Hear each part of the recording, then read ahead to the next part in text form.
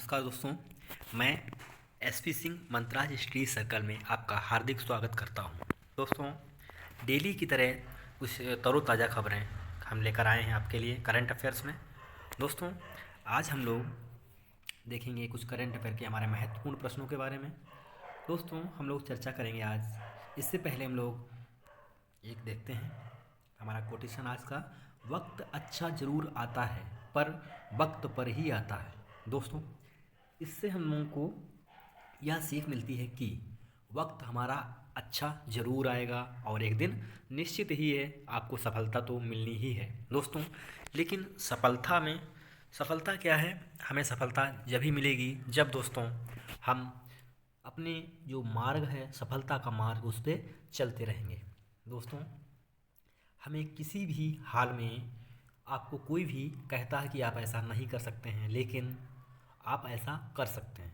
दोस्तों, बार बार प्रयास करने से आपको सफलता आपके नज़दीक आती हुई आपको खुद न खुद दिखाई पड़ेगी। दोस्तों, इसीलिए आप लगे रहिए और आगे बढ़ते रहिए। आपको सफलता आपके मंजिल तक आपको अवश्य पहुंचाएगी। दोस्तों, आइए इसी के साथ हम लोग आज शुरू करते हैं। आज का हमारा पहला जो आपका प्रश्न है, भारत ने प्रदीप कुमार रावत को नियुक्त किया चीन में नया राजदूत। दोस्तों, अब ये राजदूत क्या होता है हम लोग समझेंगे। दोस्तों, ये कहाँ के बनेंगे हैं? हमारे चीन के। दोस्तों, अब आइए हम लोग बात करें थे चीन। दोस्तों, चीन की राजधानी की बात करें तो कहाँ है? बीजिंग। कहाँ है इसकी राजधानी? बीजिंग। दोस्तों, ये चाइना की राजधानी। तो हमारे ये राजदूत कहाँ के बने हैं? चाइना के ही राजदूत बने हैं। जो कि दोस्तों चाइना जो है हमारा कहाँ का? एशियन कंट्री है। अब दोस्तों हम लोग बात करें कि एशिया जो हमारा है क्या है? एशिया हमारा विश्व का सबसे बड़ा महाद्वीप है। किसमें? क्षेत्रफल में। और जो है हमारा किसमें? अगर आबादी में बात करें तो आबादी में भी क्या है? प्रथम स्थान पर है।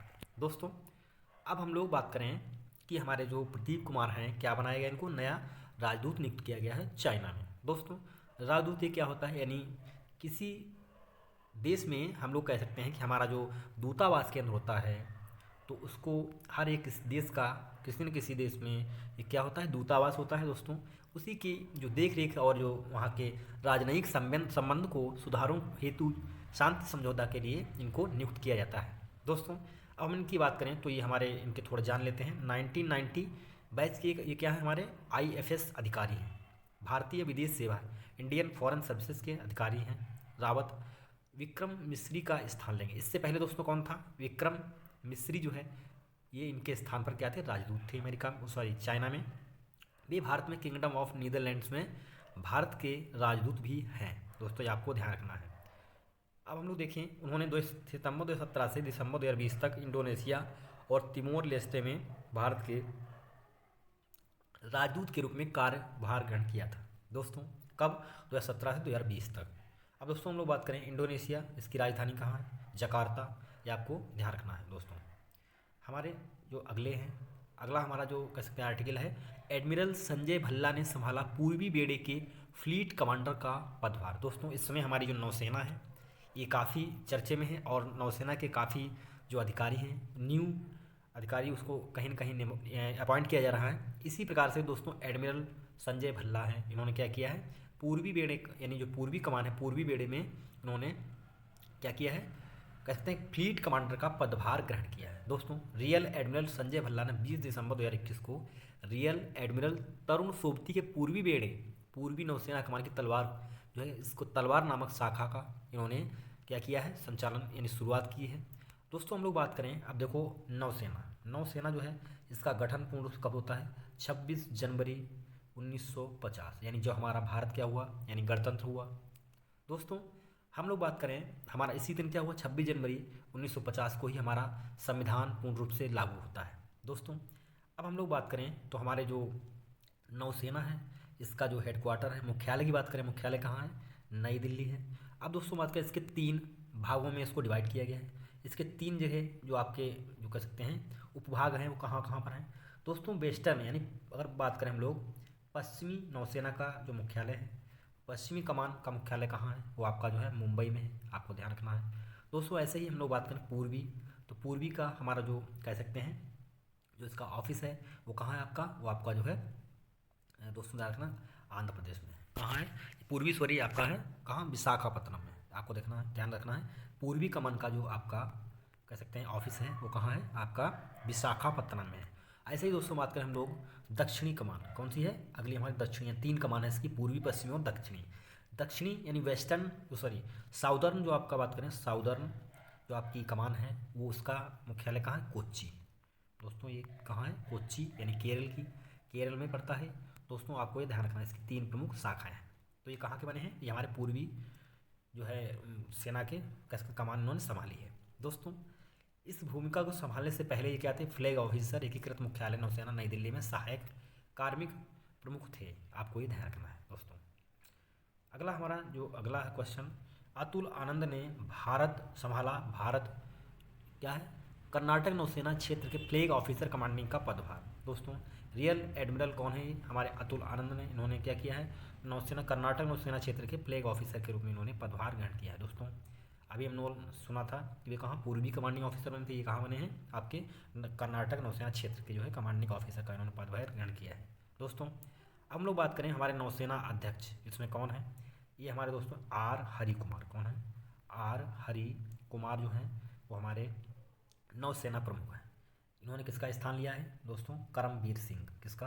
करमबीर, नौसेना प्रमुख जो हमारे करमबीर सिंह थे उन्हीं का स्थान उन्होंने ग्रहण किया है। दोस्तों अब हम लोग बात करें, अगला हमारा टॉपिक है प्रसार भारती। किसके बारे में? India's public service broadcaster. ये क्या करता है? यानी हमारी जो जितनी सेवाएं हैं टेलीविज़न उनको प्रसारित करता है। प्रसार भारती ने भारतीय संस्कृति को बढ़ावा देने के लिए ICCR के साथ समझौता किया है। दोस्तों प्रसार भारती और भारतीय संस्कृति संबंध परिषद ने भारतीय संस्कृति को बढ़ावा देने के लिए एक समझौता ज्ञापन पर हस्ताक्षर किए। अब दोस्तों बात करें, समझौते का उद्देश्य राष्ट्रीय अंतर्राष्ट्रीय दर्शकों के लिए सर्वश्रेष्ठ भारतीय संस्कृति को सामने लाना है और प्रदर्शन करने वाले कलाकारों को टीवी और डिजिटल प्लेटफॉर्म प्रदान करना है। दोस्तों हम लोग बात करें, यह समझौता दिसंबर 2021 से दिसंबर 2024 तक के लिए यानी 3 वर्ष की अवधि के लिए लागू रहता है। दोस्तों हम लोग बात करें हमारे यहाँ पर सबसे पहले सिनेमा की बात करें तो सिनेमा इसका जो इसको हम लोग जो है हमारे यहाँ पर इसको क्या बोलते हैं? बॉलीवुड। क्या बोलते हैं? बॉलीवुड। हम लोग इसके बॉलीवुड के नाम से जानते हैं। और इसका जो सिनेमा का जो हेड मुंबई है, उसका हेड ऑफिस कहाँ है? मुंबई में है। दोस्तों हम लोग बात करें, हमारा सिनेमा में पहली फिल्म आई थी, इसको बोलती फिल्म कहा गया। कौन? बोलती फिल्म। इसका नाम था आलमारा। क्या नाम था? आलमारा। दोस्तों और मूक फिल्म की बात करें तो कौन थी? ये हमारी सत्य हरिश्चंद्र। कौन थी? सत्य हरिश्चंद्र। यानी मूक यानी केवल इसमें चित्र दिखाए गए थे पहली बार। और बोलती फिल्म कौन थी? हमारी आलमारा। दोस्तों आपको ध्यान रखना है। तो यह इस समझौता कब किया इसने? 3 वर्ष की अवधि के लिए, यानी समझौता लागू 2021 से 2024। अगला हमारा टॉपिक है, सेकी ने छत्तीसगढ़ में बैटरी परियोजना के लिए 100 मेगावाट का सौर अनुबंधन किया है। दोस्तों एक हम आपको जानकारी दे रहे हैं कि हमारी ISA जो है इंटरनेशनल सोलर एजेंसी, यानी अंतर्राष्ट्रीय सौर ऊर्जा, जिसका मुख्यालय जो है कहाँ पर है? हमारे गुरुग्राम, हरियाणा के गुरुग्राम। जो कि गुरुग्राम का पहले क्या नाम था दोस्तों? इसका पहले नाम था गुड़गांव। क्या नाम था? गुड़गांव। तो दोस्तों आपको ध्यान रखना है। तो इंटरनेशनल सोलर एजेंसी जो है जो पूरे विश्व स्तर पर काम करती है, उसका जो हेड ऑफिस कहाँ है? वो आपका गुरुग्राम में है। दोस्तों ऐसे इसने 100 मेगावाट का सौर ऊर्जा अनुबंधन साझा किया है। किसके साथ में? सेकी के साथ में। दोस्तों solar energy corporation of India ने छत्तीसगढ़ के राजनांदगांव गाँव में स्थापित होने वाले 40 मेगावाट जो है 40 से 120 मेगावाट बैटरी को ये क्या करेगा? स्टोरेज बढ़ाने के लिए 100 मेगावाट सौर स्थापित करने के लिए अनुबंधन हस्ताक्षर किए हैं। यह देश में ग्रिड से जुड़ी सबसे बड़ी BESS परियोजनाओं में से एक होगी। दोस्तों अब हम लोग बात करें तो यह अनुबंध Tata power solar systems limited को दिया गया है। अगला हमारा टॉपिक है दोस्तों, IAF ने पंजाब सेक्टर में तैनाती की पहली S-400 वायु सुरक्षा प्रणाली। दोस्तों हम S-400 की बात करें तो ये बहुत कह सकते वायु रक्षा मिसाइल प्रणाली का पहला स्क्वाड्रन तैनात कर रही है। दोस्तों कहाँ पर? हमारे पंजाब में। दोस्तों पंजाब की राजधानी की बात करें तो कहाँ है? चंडीगढ़। दोस्तों चंडीगढ़ क्या है? 2 राज्यों की राजधानी है और खुद क्या है? केंद्र शासित प्रदेश भी है। चंडीगढ़ एक दोस्तों राज्य है हरियाणा, तो हरियाणा की राजधानी कहाँ? चंडीगढ़ है। पंजाब की भी कहाँ? चंडीगढ़ है। दोस्तों अब हम लोग बात करें कि S-400 वायु रक्षा प्रणाली को भारत ने लगभग कितना 35,000 करोड़ रुपए के सौदे में अनुबंधित किया था। यह अलग अलग चार मिसाइलों से लैस है जो दुश्मन के विमानों और बैलिस्टिक मिसाइलों और AWACS के विमानों को 400 किलोमीटर और 250 किलोमीटर, मीडियम रेंज 120 किलोमीटर और शॉर्ट रेंज 40 किलोमीटर तक की दूरी का मारक क्षमता इसकी है। दोस्तों अगला हमारा दोस्तों संसद ने पारित किया narcotics drug and psychotropic substance विधेयक। दोस्तों अब हम लोग बात करें कि देखो संसद ही हमारी दिख रही संसद है, तो संसद की बात करें, एक और नई संसद का गठन हो रहा है दोस्तों, जो किस प्रोजेक्ट के तहत ये उसका नाम है सेंट्रल विस्टा प्रोजेक्ट। क्या नाम है दोस्तों? सेंट्रल विस्टा प्रोजेक्ट के तहत नई संसद का निर्माण हो रहा है।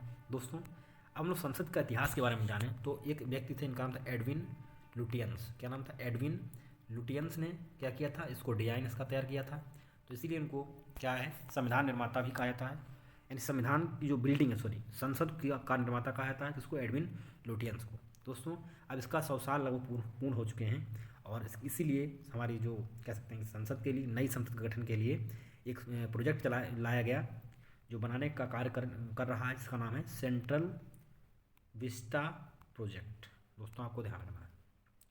तो उसने एक हाल ही में संसद ने narcotics drug and psychotropic substance संशोधन विधेयक 2021 को मंजूरी दी है। ये दोस्तों राज्यसभा से पास हो करके, और इसको जो है अगर मंजूरी मिल जाती है राष्ट्रपति के द्वारा, तो क्या होगा, ये एक अध्यादेश इस पर स्थापित करेगा। दोस्तों ड्राफ्टिंग त्रुटि में सुधार करने के लिए बीसी विधेयक narcotics drug and psychotropic substance act 1980 में संशोधन करेगा। दोस्तों अगला हमारा जो यानी बहुत महत्वपूर्ण तो कह सकते हैं एक जानकारी है, वामपंथी गैब्रियल बोरिक होंगे चिली के सबसे युवा राष्ट्रपति। दोस्तों इनकी एज कितनी है? 35 वर्ष है, ये आपको ध्यान रखना है। ये क्या है दोस्तों? 35 वर्षीय छात्र नेता है गैब्रियल बोरिक। 19 दिसंबर 2021 को राष्ट्रपति पद का चुनाव जीतने के बाद देश के सबसे युवा राष्ट्रपति बन गए। दोस्तों इन्होंने 99.95% मतपत्रों से, बोरिक ने 55.87% मतों से जोस एंटोनियो कास्ट को पराजित किया है। दोस्तों 2014 में निचले सदन के विधायक के रूप में राष्ट्रीय कांग्रेस के रूप में शामिल हुए थे। बोरिक 11 मार्च 2022 को शपथ लेंगे। अगला हमारा टॉपिक है नीति आयोग। दोस्तों इसने क्या किया है? WFP के साथ एक घोषणा पत्र पर हस्ताक्षर किया है। दोस्तों विश्व खाद्य कार्यक्रम यानी WFP के साथ एक आशय पर इसने घोषणा पत्र जारी किया है। इसमें दोस्तों यह साझेदारी बाजरे को मुख्य धारा में लाने और भारत को ज्ञान के आदान प्रदान विश्व स्तर पर नेतृत्व कराने के लिए बाजरा के अंतर्राष्ट्रीय वर्ष के रूप में 2023 को अवसर उपलब्ध कराना है। दोस्तों अब हम लोग बात करें 2023 को किस रूप में हम लोग मनाएंगे? 2000 अंतर्राष्ट्रीय बाजरा वर्ष यानी 2023 में मनाएंगे। क्या मनाएंगे उसको? अंतर्राष्ट्रीय बाजरा वर्ष के रूप में इसको मनाएंगे हम लोग। दोस्तों हम लोग बात करें अगला, प्रयागराज में महिला सशक्तिकरण के लिए 21 दिसंबर को हमारे प्रधानमंत्री मोदी ने क्या किया है? महिला सशक्तिकरण कार्यक्रम में शामिल हुए और उन्होंने जो है इसमें पार्टिसिपेट किया। उन्होंने SHG सेल्फ हेल्प ग्रुप यानी स्वयं सहायता समूह के बैंक खाते में 1000 करोड़ की धनराशि हस्तांतरित की, जिसमें दोस्तों जिससे SHG की लगभग 16 लाख महिला सदस्यों को इसका लाभ मिलेगा। दोस्तों उत्तर प्रदेश के लिए एक बड़ा ऐतिहासिक दिन था, क्योंकि इसमें लगभग 4000 करोड़ रुपये की पूरक पोषण पूरी योजनाओं को महिलाओं के लिए संचालित किया गया है। दोस्तों 2021 के सबसे बड़े तेज टाइफून की चपेट में आया फिलीपींस। दोस्तों इसी प्रकार से हमारे यहाँ पर चक्रवात बोला जाता है, इसको क्या बोला जाता है? चक्रवात, और फिलीपींस में इसको बोलते हैं टाइफून। फिलीपींस दिसंबर 2021 में सबसे शक्तिशाली टाइफून की चपेट में आया, इसे टाइफून राय का नाम दिया गया। क्या दोस्तों ये ध्यान रखना है? टाइफून राय का नाम दिया गया। दोस्तों यह 2021 में देश के आने वाला 15वां तूफान था। फिलीपींस को जलवायु परिवर्तन के प्रभावों के लिए सबसे कमज़ोर देश में गिना जाता है। दोस्तों 2013 में आया टाइफून हयान से पहले अब तक का सबसे शक्तिशाली तूफान कब आया था? 2013 में, इसका नाम था हयान। दोस्तों अब हम लोग बात करें तो ये हमारा जो है इसका नाम है टाइफून राय। तो ये सबसे शक्तिशाली कब आया था? 2013 में आया था, इसका नाम था हयान। तो आपको ध्यान रखना है। अगला दोस्तों हमारा जो बहुत इंपॉर्टेंट जो क्वेश्चन है, नागालैंड ने क्या किया? 3 नए जिले तिस्से-मिन्यू, न्यूलैंड और चुमू केदिमा, इनको तीनों नए जिले जो है बनाए हैं दोस्तों, जिसमें कुल जिलों की संख्या 15 हो गई है। 3 नए जिले तेमिन्यू, न्यूलैंड और चुमू केदिमा हैं। तो आपको ये ध्यान रखना है, बड़ा अजीब इनका नाम है और आपको ध्यान रखना है। 3 जिले इन्होंने क्या किया है? हमारे नागालैंड सरकार ने इसको राज्य में 3 नए जिले बनाने की घोषणा की और बना दिया है इसको। दीमापुर जिले से न्यूलैंड और चुमू केदिमा का गठन किया है, जबकि तिस्से-मिन्यू कोहिमा जिले का उपमंडल है, जिसे एक जिले में पदोन्नत किया गया है। दोस्तों अगला हमारा जो आपका टॉपिक है, हैदराबाद में शुरू हुआ भारत का पहला अंतर्राष्ट्रीय मध्यस्थता और सुलह केंद्र। दोस्तों भारत के पहले अंतर्राष्ट्रीय मध्यस्थता और सुलह केंद्र IAMC का उद्घाटन संयुक्त रूप से भारत के मुख्य न्यायाधीश किन्होंने किया है? NV रमन्ना। कौन है ये? हमारे जो है CJI हैं, CJI। अब दोस्तों आप थोड़ी हम लोग बात करते हैं किसकी? सुप्रीम कोर्ट की। सुप्रीम कोर्ट हमारा कहाँ है? ये दिल्ली में है। दोस्तों अब सुप्रीम कोर्ट की बात करें हम लोग तो दोस्तों यह हमारे कह सकते हैं 324 में आता है, किसमें आर्टिकल 324 के तहत इसका गठन किया गया। और दोस्तों बात करें हमारे मुख्य जो न्यायाधीश हैं कौन है, NV रमन्ना है। और इसमें इन्होंने क्या किया है, इन्होंने तेलंगाना मुख्यमंत्री चंद्रशेखर राव के साथ में हैदराबाद में क्या किया, पहला अंतर्राष्ट्रीय मध्यस्थता सुलह केंद्र स्थापित किया है। अब दोस्तों बात करें हम लोग इसमें हमारे जो CJI हैं कौन है, NV रमन्ना। अब दोस्तों हम लोग एक चीज़ और इसमें जान लेते हैं, इसमें सुप्रीम के कोर्ट के बारे में अगर हम लोग बात करें तो यहाँ पर कुल न्यायाधीश और मुख्य न्यायाधीश कितने हैं, तो 33 + 1 = 34 न्यायाधीश हैं हमारे यहाँ। कितने, एक हमारा जो है ये कौन है, CJI हैं, यही हमारे NV रमन्ना जी हैं। और 33 क्या है, इसके जो है अन्य न्यायाधीश हैं। दोस्तों आपको ध्यान रखना टोटल जो है हमारे यहाँ पर अब सुप्रीम कोर्ट में न्यायाधीशों की संख्या कितनी हो गई है, 33 और +1 यानी एक हमारा CJI। दोस्तों हैदराबाद में IAMC की स्थापना देश के वैकल्पिक विवाद समाधान के लिए की गई थी, आपको ध्यान रखना है। अगला हमारा है कार्ड आधारित भुगतान के लिए मास्टर कार्ड गूगल की टोकनाइजेशन की शुरुआत। दोस्तों मास्टर कार्ड और गूगल ने टोकनाइजेशन की शुरुआत की घोषणा की है। तो गूगल पे के माध्यम से मास्टर क्रेडिट कार्ड और डेबिट कार्ड का उपयोग करके सुरक्षित लेन देन सक्षम बनाएगा। दोस्तों टोकनाइजेशन के माध्यम से मास्टर कार्ड धारक अपने क्रेडिट और डेबिट कार्ड के विवरण जैसे कार्ड नंबर और समाप्ति तिथि को भी व्यापारी के साथ साझा करेगा और डिजिटल टोकन के माध्यम से भुगतान कर सकते हैं। दोस्तों तो आज के हमारे कुछ ये महत्वपूर्ण प्रश्न थे। अब हम लोग मिलेंगे अगले एपिसोड में, तब तक के लिए थैंक यू, धन्यवाद। आप लोग देखते रहिए और दोस्तों आप कमेंट भी करें और लाइक करें। थैंक यू, धन्यवाद।